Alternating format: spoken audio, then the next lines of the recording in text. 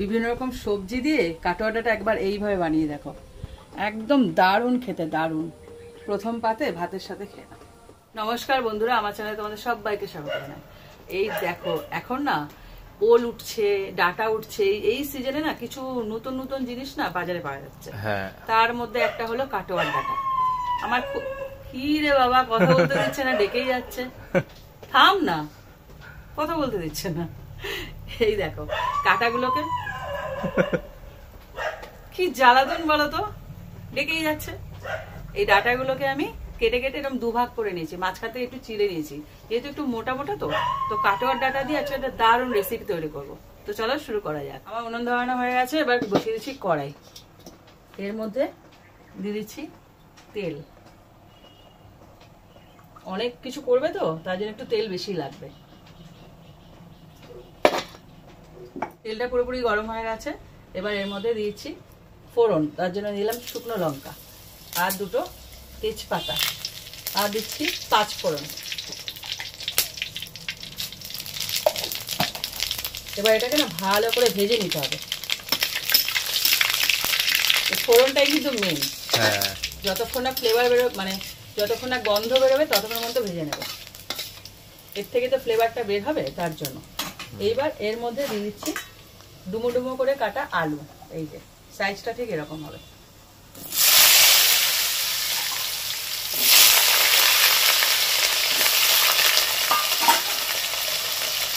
আর আলুর সাথেই ডাটাটা দিয়ে দেবো।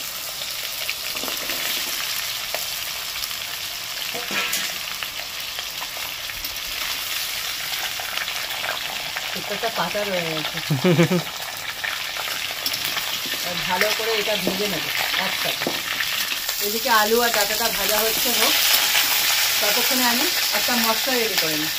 এখানে নিয়েছি আদা, কাঁচা লঙ্কা আর কয়েক কোয়া রসুন।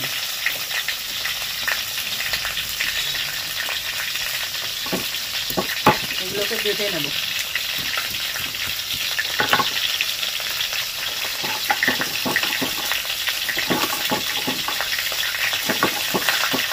আলু আর ডাটা ভাজা হয়ে গেছে, এবার দিয়েছি কুমড়ো। এটাকেও ভেজে নেব। আর এদিকে আমার মশলা রেডি হয়ে গেছে, এটা এর মধ্যে এবার বেটে নেব সরষে।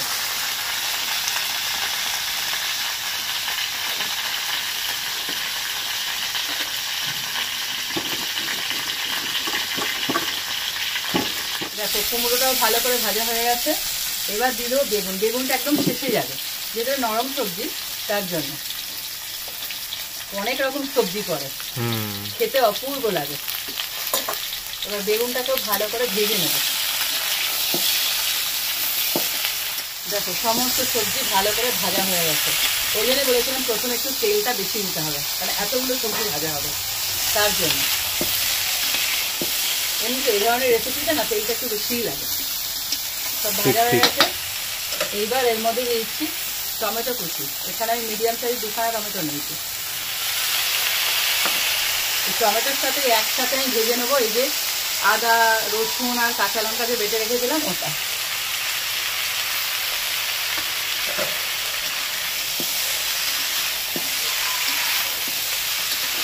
আবার শুরু করেছি। দুপুর হলে বেশি ডাকে। আসলে এখান দিয়ে না বিভিন্ন, আমাদের একদম রাস্তার পাশে বাড়ি তো, একটু অন্য ধরনের লোক দেখলেই ব্যাস শুরু হয়ে যাবে। অচেনা, হ্যাঁ, একটু অচেনা লোক দেখলেই শুরু করে দেবে ডাকা ডাকা। আমাদের বাড়িতে খায়, বাইরে থাকে, কিন্তু প্রতিদিন দুপুরবেলা এসে সকাল একদম রুটিন করে করে খাবে। আমাদের বাড়িতে পুরো চিড়িয়াখানা, এখানে ডাক পাখি খায়, একদম বড় বড় বেশি ইঁদুর আছে, ওরা খায়, সব এখানে ভাত দেওয়া আছে, বুঝতে পারছো? তারপরে কাক পক্ষী তো আছে, আর কুকুর আছে, এতগুলো সব কটা খায়। দেখো ওই রসুন আর আদার যে গন্ধটা, সেটা অনেকক্ষণ ভেজে নেওয়ার পর মোটামুটি চলে গেছে। এবার দিয়ে দিচ্ছি সমস্ত মশলাগুলো। প্রথমে দিয়ে দিচ্ছি লবণ,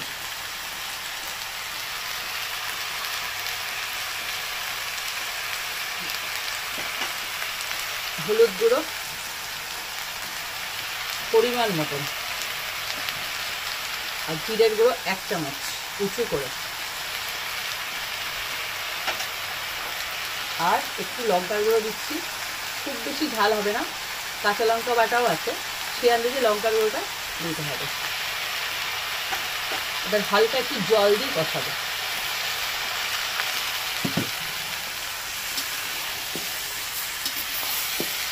যে সর্ষেটা বেটেছি না, ওটা দিয়ে কখনো ভাজবে না।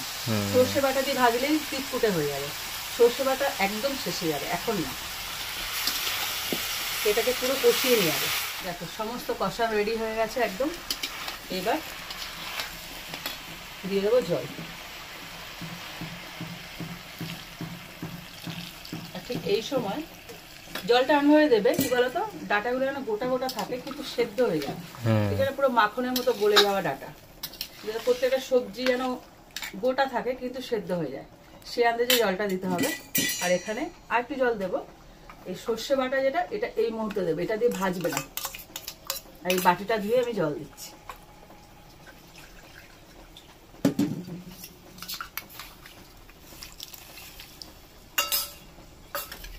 সর্ষে বাটাটা দেওয়া স্বাদের জন্য অপূর্ব লাগে। একদম শেষে এইভাবে দিয়ে দেবে। এবার এটাকে ফুটতে দেবো।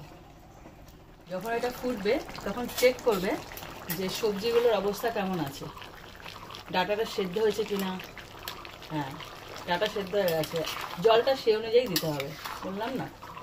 দেখো কুমড়োও কিন্তু গোটা আছে, সবাই গোটা আছে, বেগুনও গোটা আছে, কিন্তু সেদ্ধ হয়ে গেছে। আর একটু ফুটবে, এখন দিয়ে দিচ্ছি চিনি।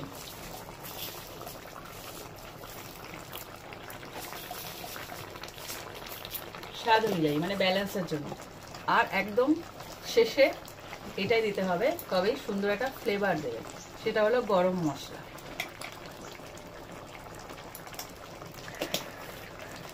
ব্যাস, এটাকে ওপর নিচ করে মিশিয়ে দেবে। তোমরা খেয়াল করবে, দেখো ঝোলটা কিন্তু গায়েব হয়ে যাচ্ছে আস্তে আস্তে।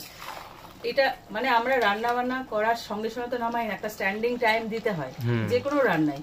দেখবে হালকা ঢিমে আছে, অথবা গ্যাস নিভিয়ে দেখবে চাপা দিয়ে রাখবে, একটা সুন্দর একটা কি বলবো হ্যাঁ, সঙ্গে সঙ্গে নামায় না কেউ।